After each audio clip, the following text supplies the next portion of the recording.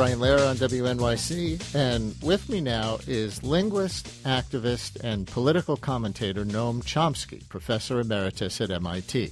At age 84, he is one of the most cited scholars of his lifetime in the field of linguistics and one of the most influential commentators on the political left.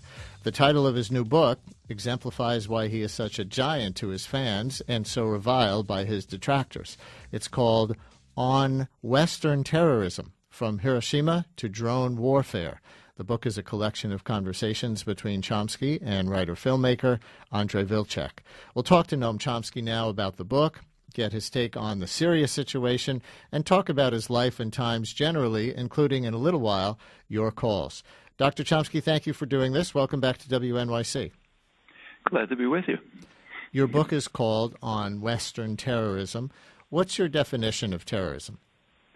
I began writing about terrorism extensively in the early 1980s, as did many others. That was the impetus was Ronald Reagan's declaration of a war on terror. His came into office announcing that the focus of U.S. foreign policy would be on state-directed international terrorism called the plague of the modern age, return to barbarism in our time, and so on. So I started writing about it at the time, and what I used is the official definitions, the U.S. Code, Army manuals, British law, later UN declarations. I think those are quite adequate definitions of terrorism. So we usually think of terrorism as political violence against civilians to terrorize a population into some kind of action. Do you go with that, basically? Yeah, that's a pretty good definition. And the subtitle... It includes also threat or use of violence.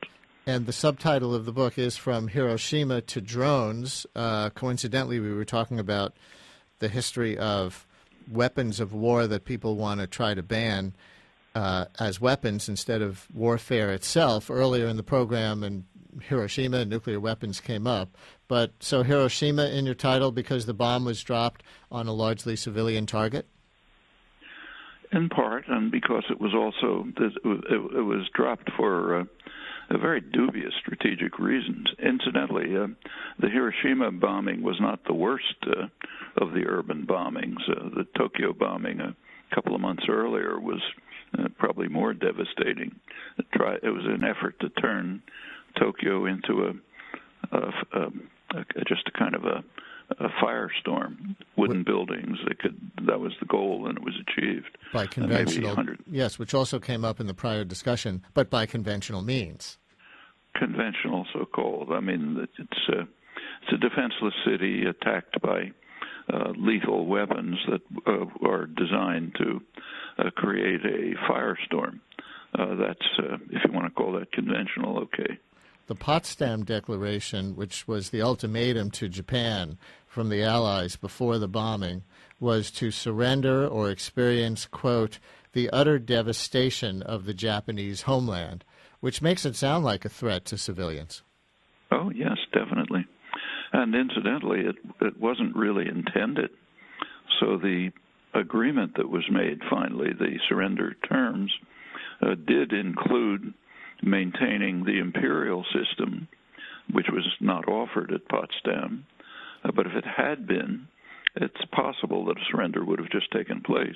Incidentally, by now we know a lot more about the end of the war than was known earlier. There's been extensive research, the most significant recently by Hasegawa, a Japanese scholar who's the first person to have really pretty unlimited access to Japanese archives. I think it's called Racing the Enemy. It's kind of the gold standard now. He argues quite convincingly, I think, that what ended the war was the Russian invasion of Manchuria. The Japanese generals were holding out even after the Hiroshima bomb, hoping that the Russians would not enter and that there could be some kind of negotiation which would preserve the imperial system and preserve their essential structure. But as soon as the Russians entered the war, they knew it was over.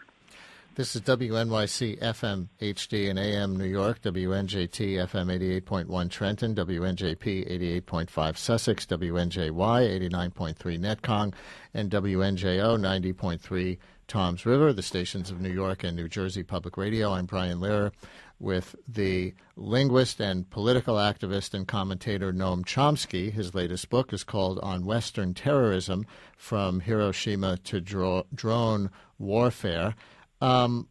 The chapter in your book on the Arab Spring begins with the British pioneering of the use of aircraft against villagers and Winston Churchill endorsing the use of poison gas in Iraq in 1920 and saying gas should become part of the permanent arsenal after World War I. What was the context of that as you see history? The British were, after the Second World War, the First World War, the British and the French mainly, who were the main imperial powers at the time, were carving up the former Ottoman Empire, and the British and drawing the lines which would satisfy their needs. It had nothing to do with the needs of the inhabitants. And part of it was British creation of the borders of modern Iraq. They designed the Iraq, carving it out of the former Ottoman Empire, so that the British would have control of the Kurdish areas in the north where there were oil reserves. They didn't want those to go to Turkey. They wanted them for themselves. And they patched together a system of the Kurds, Sunni Shiites, and ensured that Iraq would not have easy, independent access to the sea, to the outside world, by imposing a principality of Kuwait, British-run principality, not independent. That, if you look at the geography, that kind of barred Iraq from the easy access to the Persian Gulf. Those were the borders, but the Iraqis didn't accept that. The people of Iraq didn't accept it. They resisted, and the British carried out a pretty brutal counterinsurgency campaign to suppress the resistance.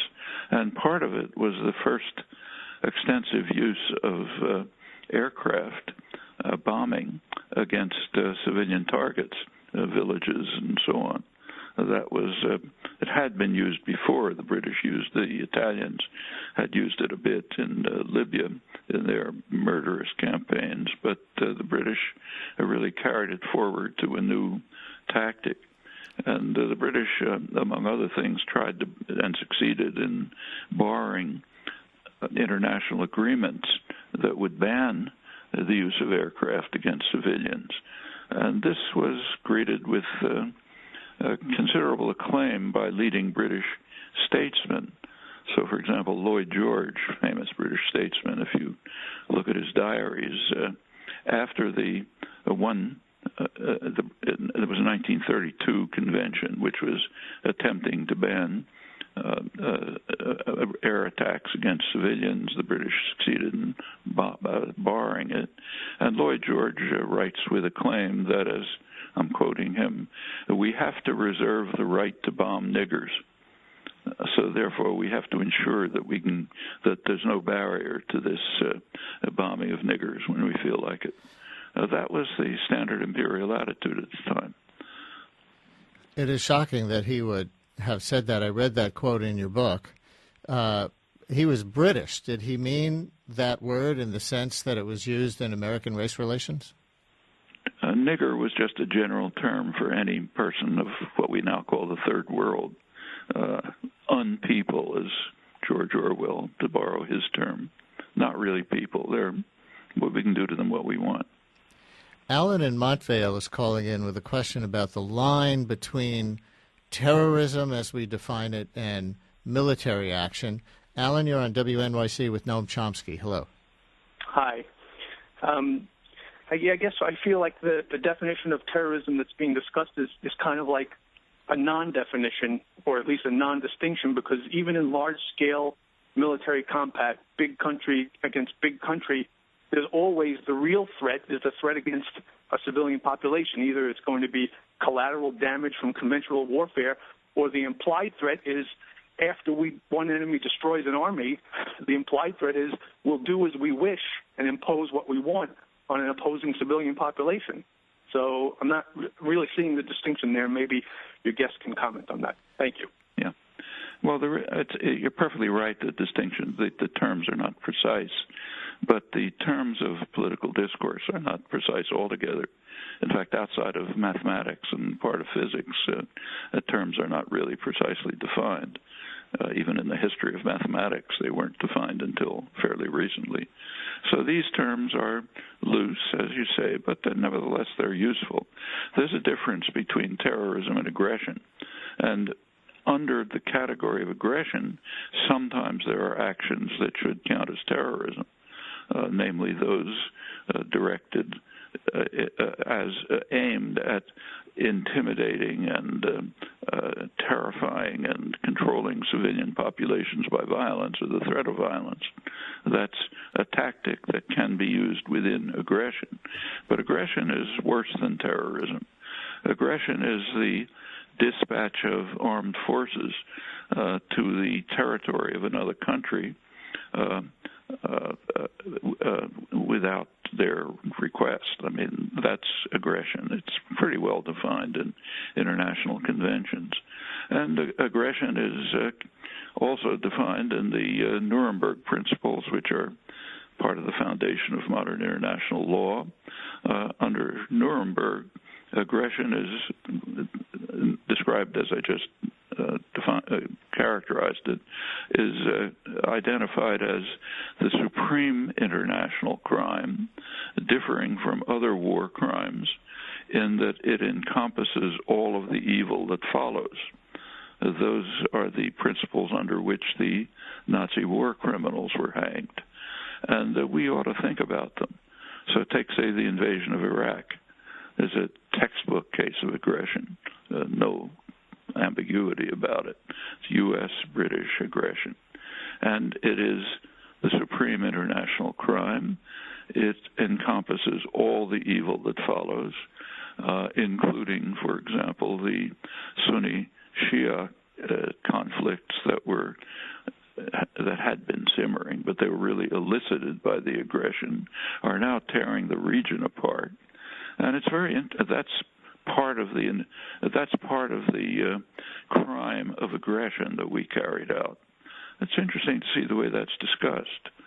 So, for example, a couple of weeks ago, David Brooks in the New York Times had an article in which he argued that the real threat in the Middle East, what we really have to pay attention to, is not just hunger, massacre, and so on, but the spreading Sunni-Shia split, which is tearing the region apart.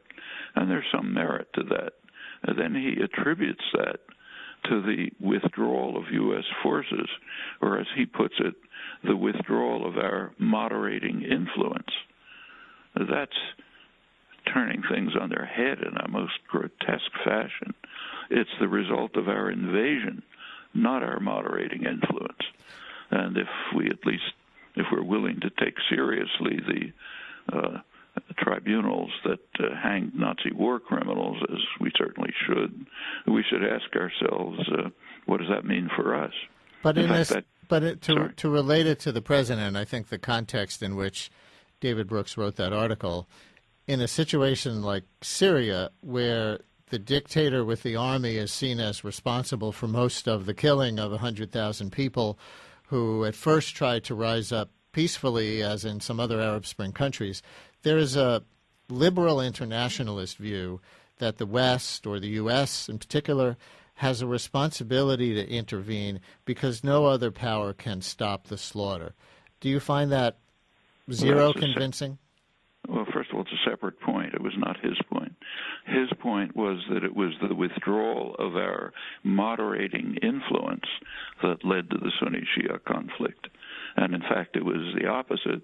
It was our carrying out the supreme international crime that led to it.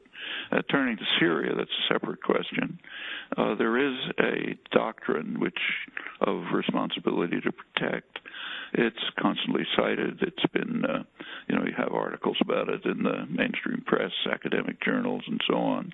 And it's important to look at it because it's continually misrepresented in Western discourse, crucially misrepresented. There is a doctrine of responsibility to protect. It was approved by the United Nations General Assembly in 2005, and it therefore stands as a respectable principle of proper international behavior.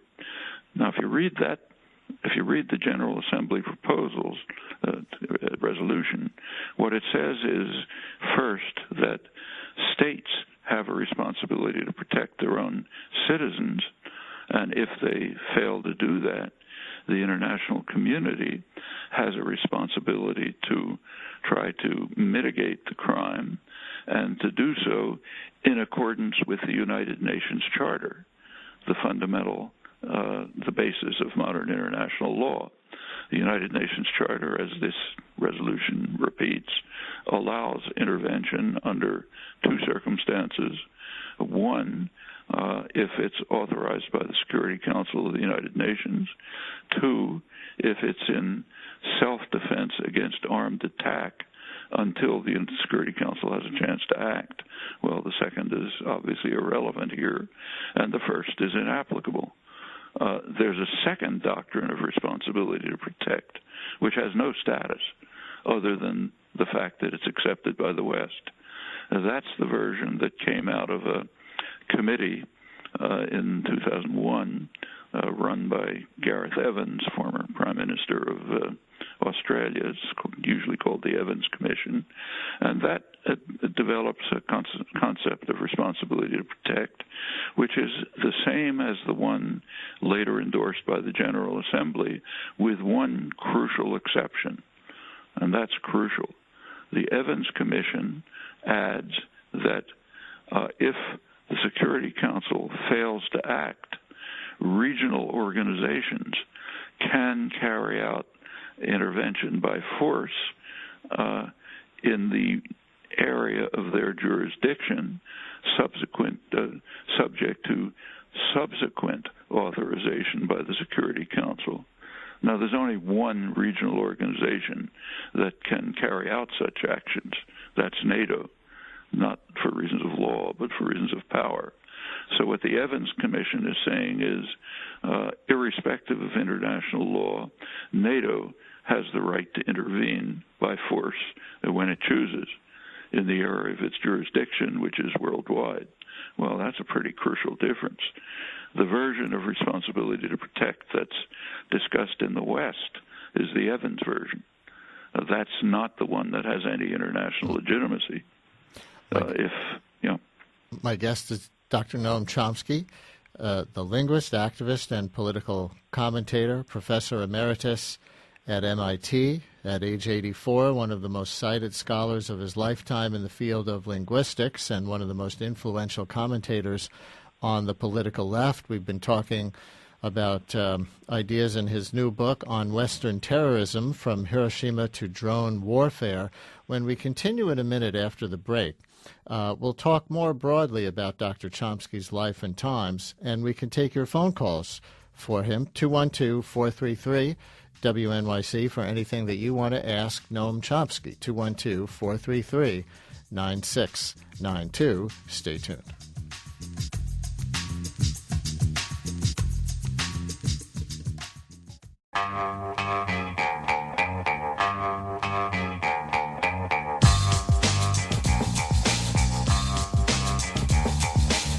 Brian Lehrer on WNYC. My guest is linguist, activist, and political commentator Noam Chomsky. And we'll go to your phone calls in a few minutes. Our lines are full, so if you want to post a question, you can at WNYC.org. Click on Brian Lehrer Show. But we'll take a few minutes to talk to Dr. Chomsky more broadly about his life and times now that we've talked about his recent book. Dr. Chomsky, the press release for your book says your political education began at a New York City newsstand. Can you tell us where that newsstand was and how your political education began there? Yeah, it was 72nd and Broadway. There's a subway kiosk there. Maybe the newsstand is still there. Back in the 1930s, when I was growing up, there were 4 newsstands there. One of them was run by my uncle. He was disabled, and under New Deal programs, there were special opportunities for people who were disabled, and he was able to run the newsstand under that. This is the 1930s, remember, the peak of the Depression. He was one of the very few members of the family, the extended family, who actually had a job. So his newsstand became kind of a source of employment for other family members who'd come in and help. When I was a kid, I was visiting. I lived in Philadelphia, but when I was visiting New York, I visited whenever I had a chance. I'd sometimes work at the newsstand. My uncle was a remarkable person. He had Milton Krause was his name. He had never gone past 4th grade, but he's one of the most educated people I've ever met in my life. He had read everything. He actually ended up becoming a lay analyst. He was deeply versed in psychological and psychoanalytic theory, and he'd been very involved in a wide variety of political activism, knew lots about them, had read about them, world literature, world affairs, and he was just kind of a joy to talk to. And I'd sometimes, the newsstand actually attracted emigres, people who had emigrated from Germany mainly during the Hitler period. Many of them, PhDs, doctors, psychiatrists, and others. And there was, they kind of congregated around this, what became a kind of an intellectual center. And it was interesting to listen to the discussions while handing out newspapers to people rushing out of the subway station. I'm curious, was the selection of reading materials at that newsstand more politically diverse than what one might find at 72nd and Broadway today? Well, everything was a little more diverse then, but if you wanted to go to a newsstand with a variety of political literature, you had to go down to 42nd Street. This was essentially an ordinary newsstand. For example, for years, as a kid, I thought there was a newspaper in New York called News and Mirror. And the reason was that as people were rushing out of the subway station, they'd yell, "News and Mirror," and I'd hand them a couple of tabloids. I later realized it's the news and the mirror, But and I also noticed that the first thing most people looked at was the racing forms. But it was an ordinary newsstand except for the milieu surrounding it, which also went back to his small apartment nearby and visitors and other family members. So it was a source of intellectual stimulation in childhood. At the same time, sorry. No, that's okay. At the same time. Yeah, I was, by the time I was about 12 years old, my parents would let me go by myself to New York from Philadelphia by train. And I spent a lot of time around 4th Avenue below Union Square. Union Square was a center of political offices like the anarchist offices of Freie Arbeiterstimme, the Yiddish anarchist newspaper. Down 4th Avenue, there were small bookstores then, many of them run by recent emigres, refugees from the Spanish Civil War, others fleeing from Europe in the 30s, and I spent a lot of time hanging around those bookstores and the offices, talking to the older people, the people who ran them. So those would have been the World War II years. Did you have strong feelings about the war at that time, and how did what was going on with the Nazis and the Japanese influence or interact with your budding interest in socialism? Very much so. I mean, the shadow of the war was very frightening right through the 30s. Actually, the first article I remember writing, I'm sure hope it has disappeared, but it was for a fourth-grade newspaper, and it was about, I can time it, it was about the fall of Barcelona in February 1939. And I just remember how it started. It was about, Austria falls, Czechoslovakia falls, Toledo falls in Spain, now Barcelona falls. It looked to me as a 10-year-old as though this grim shadow of fascism was going to spread over all of Europe and maybe the whole world. And it was very frightening, even for local, personal reasons. It just happens that we were the only Jewish family in a mostly German and Irish Catholic neighborhood, which was pretty anti-Semitic. For, boys on the street, you see it. In fact, it took me a long time to get over a kind of a visceral fear of Catholics because of the tough Irish kids down the street who came out of the Jesuit school, raving anti-Semites. And that was all, it's kind of local, personal media connected to what you could see happening in the world, which was pretty frightening. My own feeling, I don't give not much attention should be paid to it, but I felt myself that then, and by now I feel much more strongly, knowing a lot more, that if the U.S. and the British had intervened, not by force, simply taken strong moves in 1937-38, the Nazi invasions might have been averted. The Germans were not then in a position to carry out the military strikes they did later. But both Britain and the United States, primarily Britain at the time, were not unsympathetic to the Nazis. They didn't like them, but they had a certain sympathy for them. So, for example, mostly the British, and largely for business reasons. They had intense business connections with the Nazis. Also because they regarded the Nazis as defending the establishment, the British business world, and Americans too, defending them from the threat of the workers' movements, the left, the socialist and communist movements. In fact, in 1937, the U.S. State Department argued that we should not be too harsh in criticism of Hitler because he was essentially a kind of a moderate who was deflecting the forces of the extremist forces of right and left. But obviously that view fell apart upon further actions by him. I wish it had. We had a consul in Berlin. The U.S. had a consul in Berlin up until the war was declared in September 1941. He was writing back a fairly sympathetic commentary on the Nazis, not saying I love them, but saying we shouldn't be too, pretty much what the State Department was saying. It's kind of a moderating influence, deflecting the real enemy, which is the forces of the left. That man is well known. His name is George Kennan.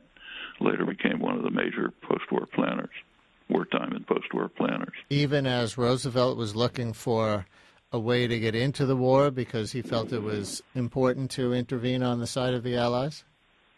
Same time. There was a lot of conflict at the time. Actually, Roosevelt himself was somewhat ambiguous. For example, he had quite a favorable attitude toward Mussolini, who he called that admirable Italian gentleman. And as late as, I think, maybe 1939, he was still taking the position that Mussolini wasn't such a bad guy. It's just that he was misled by Hitler. The ambivalence at the time was quite extreme. Your Wikipedia page says you align yourself politically with Libertarian Socialism. Do you use that term, Libertarian Socialism? People might think they're the opposite of one another. Libertarianism for the individual and socialism for a strong state to enforce justice and equality. Well, these are U.S. terms that you're using, but I'm using the traditional terms. The United States is kind of off the spectrum on this. Here, libertarian has a special meaning, and socialism has a special meaning. In the rest of the world, it's different, and traditionally it was different. The libertarian socialism is just a traditional term on the left for a variety of socialism that was opposed to state power. What's sometimes called anarchism, very close to anarchism. That was called libertarian socialism. And that's the term that I use. It's a traditional term. And what not about the United States? What about anarchism? Your Wikipedia page also describes you as identifying with Anarcho-Syndicalism. Is that a term you use? Yeah, Anarcho-Syndicalism, and which is a variety of anarchism, is pretty close in content to left anti-Bolshevik Marxism and libertarian socialism. They're kind of a nexus that pretty much falls together. So what does anarchy mean? Because when people hear that term and, without deeply studying political history, anarchy, it just sounds like chaos, lack of order. Yeah, that's, again, the standard American usage and the traditional right-wing usage. But anarchism is a very broad concept. There are many different varieties. But the kind of core notion, but most varieties of anarchism, the kind I'm interested in, like anarcho-syndicalism, have in mind a highly organized society, but organized from below, with eliminating hierarchy and domination and illegitimate authority. So it could be regarded as the closest you can imagine to pure democracy. It's quite different from what's called libertarian in the United States. Remember that U.S. libertarianism, which is a unique phenomenon, calls for, it tolerates, in fact, expedites tyrannical control over the society by highly concentrated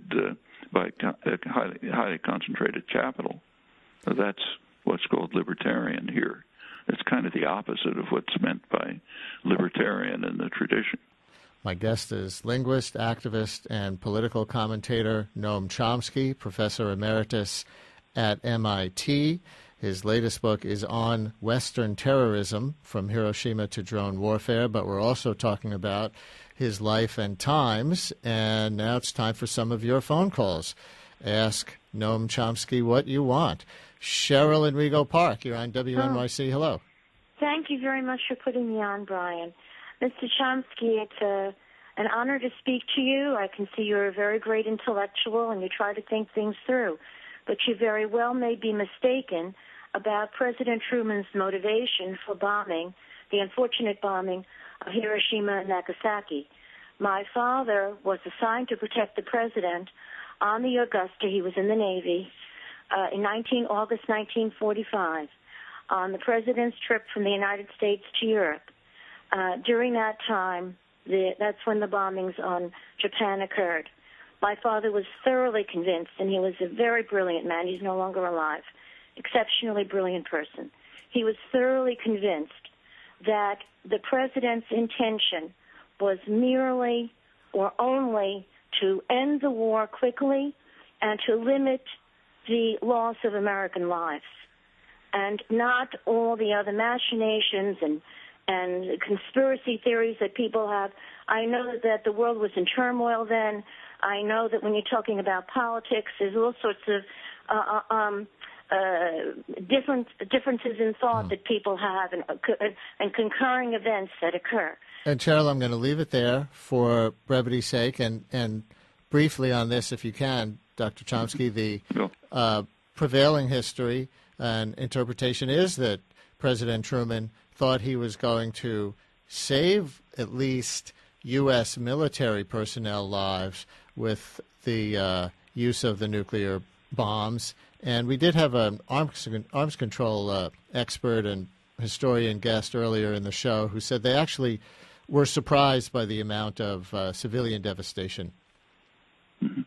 Well, it's true that Truman hoped to save American military lives, and I didn't question that. And there was a vastly exaggerated claims made about the number of American military who would be required to occupy Japan and to fight Japan. By now, there's been extensive scholarship tearing that to shreds. But that's not the issue. Surely Truman wanted to save American lives, but that's entirely separate from the question of what the motives were for dropping the atom bomb, which went way beyond that. So one primary motive, and there's plenty of internal evidence for this, was to warn the Russians that we were going to dominate the post-war world. As for bringing the war to a close end, an immediate end, there were other approaches that could be taken. One was to propose what, in fact, was the agreed-upon surrender terms, which did include a place for the imperial system. That was not proposed at Potsdam. It was what the U.S. instituted after it took over. And if that had been proposed at Potsdam, it might well have ended the war. And there's another question we could ask. Did the United States really have the right to occupy Japan? It's a long story. But if you go back to the earlier history, things are not as simple as they're presented here. I mean, Japan was a hideous imperial fascist state which carried out horrendous crimes, most of them in the 1930s in China and Manchuria. But the U.S. didn't really oppose those. In fact, the U.S. was still trying to make an accommodation with Japan up to weeks before Pearl Harbor, as long as U.S. interests in China were preserved. Sorry. Go ahead. You want to finish that thought briefly? I want to go on to another call, though. I think it's probably too long to go into, but the background for Pearl Harbor is quite complex. I should add just one more point. The U.S. ran a peace treaty afterwards. The U.S. took over the region, excluded everyone else, and ran the San Francisco Peace Treaty with Japan. But it crucially limited the Japanese crimes to post-Pearl Harbor. Those are the only crimes that were considered. That outraged the independent Asian countries to the extent that they refused even to attend the peace conference, because the real crimes were in the 30s, where the U.S. had a pretty ambivalent position. Alex, now I'm going to move on to another call. Alex in Freeport, you're on WNYC with Noam Chomsky. Hello. Hey, how you guys doing? Dr. Chomsky, I'm in an international relations class right now in college, and I have to say I found your work to be the most captivating that I've read so far. I wanted to see how the propaganda model relates to today, specifically the filter with anti-communism, and how that relates to anti-terrorism today in the United States with what's happening in Syria. And this relates to his model of how the media works in this country. Is that what you're referring to? Yeah. Go ahead, Dr. Chomsky. Yeah, that's a very good point. Actually, the book you're referring to came out in 1988. And yes, one of the filters we talked about was anti-communism. There is a second edition of it in 2002 where we changed some things, corrected some of our own misinterpretations. Is that your book, Manufacturing Consent? It's the same book, yeah, but there's a 2002 edition. Mm-hmm. And in that we pointed out just what you said, that the anti-communism filter was too narrow. It's really any enemy of the day. It could be communism, it could be radical Islam, it could be terrorism, and so it was much too narrow, the first filter. We tried to fix that up in the second one, the second edition. It's been international terrorism since Reagan. Reagan, as I said earlier, Reagan came into office declaring a war against state-directed international terrorism. That's mostly been removed from history because what happened is a huge increase in state-directed international terrorism initiated by the United States. That was mainly true in Central America, but also in Southern Africa and the Middle East and elsewhere. And that's kind of a nice story, not a nice story, so it's been excised from history. You won't read about it in your international relations classes. Let me jump in there and say that since we're talking about your life and times, that perhaps one of the biggest criticisms of you by your critics over the years has been that you draw equivalencies like that between, say, the U.S. Actions abroad during the during the Cold War, and those of the Soviet Union, which most in this country and in the West would see as a much, much more malevolent actor than the United States. Well, first of all, I don't draw equivalencies. I describe each of them. They're each horrible in their own ways. And the fact of the matter is that Latin America, U.S. debates, were the locus of far worse atrocities and crimes during the period, say, from post-Stalin period than Eastern Europe. That's a staple of scholarship, mainstream scholarship. You can read that in the Cambridge University History of the Cold War, for example. So, yes, they were both pretty awful, but our own domains were much worse in terms of torture, terror, massacre, destruction. It was just a horror story. Starting in the actually goes back to Guatemala in 1954. So are you excluding then the tens of millions dead in Russia under Stalin? No, I referred to the post-Stalin period. Post-Stalin period, right. Yeah. You always were a staunch anti-Stalinist from very early on. And an anti-Leninist. But and I'm opposed to the Soviet tyranny in the post-Stalin period. But if we want to be accurate, in the post-Stalin period, the horrendous crimes in our own domains for which we bore plenty of responsibility outweighed the horrible crimes in Eastern Europe by a considerable margin. And again, that's a staple of scholarship.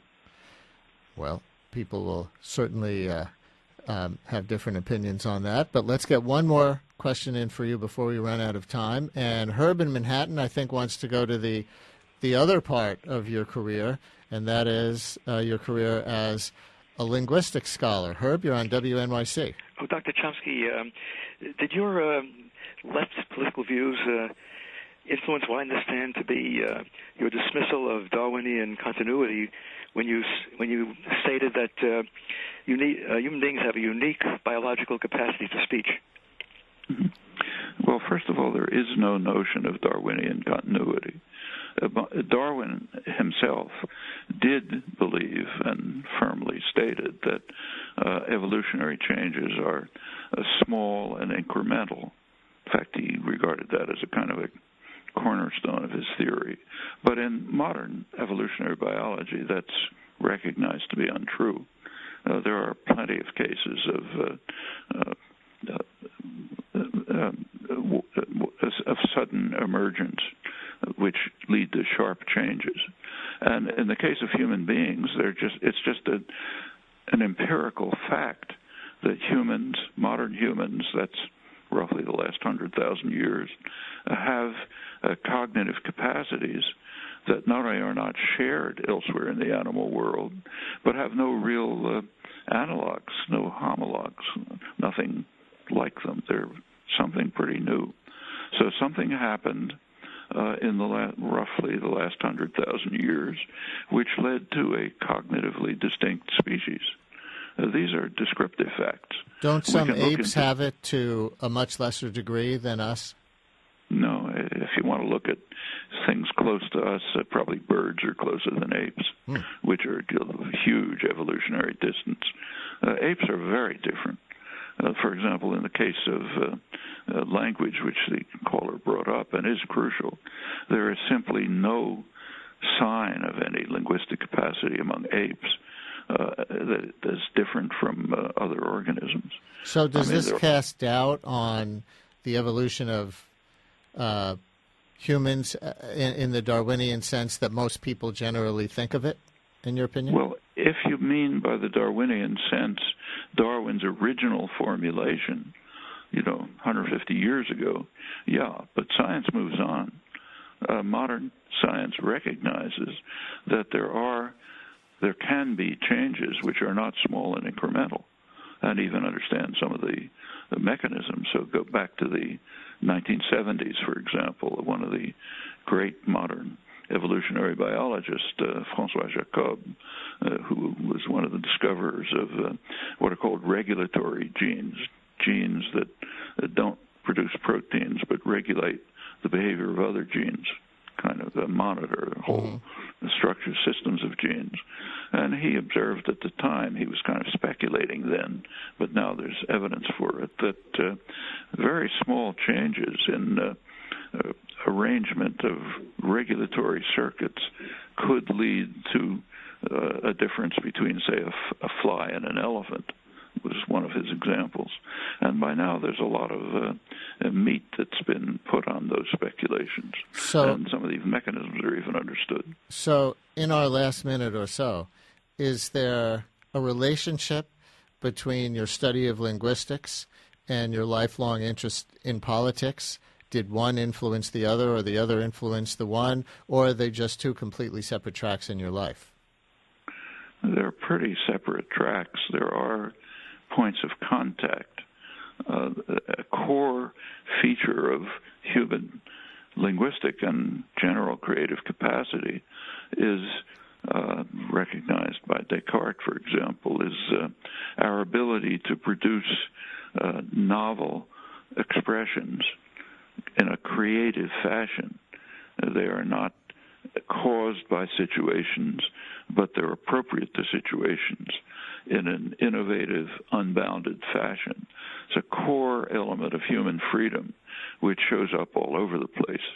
And the core concepts of my own variety of anarchist views are kind of the same.